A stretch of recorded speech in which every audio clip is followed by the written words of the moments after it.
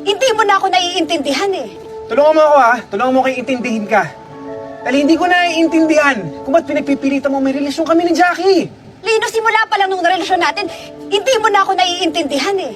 Akala ko habang tumatagal, habang nakikilala mo ako, magbabago yun. Pero hindi eh. Tama na, Jade. Itigil mo na yan. Alam mo, minsan pakiramdam ko, siguro kung hindi lang ako nabuntis, hindi mo naman ako papakasalan eh. Pinakasalan kita dahil mahal kita. Kahit bago pa tayo kasal, mahal na kita. May ginagawa ba akong iba?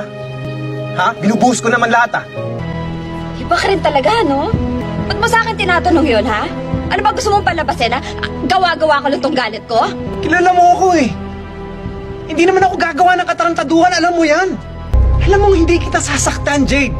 Alam mo, Lino, ilang beses na akong na-disappoint ng mga tao pinagkakatiwalaan ko. Oo, ibahin mo ko. Pati mga magulang ko. Ibahin mo ako! Eh, pare-parehas kayong lahat! Kailangan mo ng pera, bibigay ko. Kailangan mo ng bahay, bibigay ko. Kailangan mo ng attention, bibigay ko. Ha? Binigay ko na sa'yo lahat, Bastos ka! Sige! Ano gusto mo? Bastos ka! Alam! Ano sasabihin mo sa akin, ha? Kapal na mukha mo! Kami! Ni Jackie! Asan? Wala!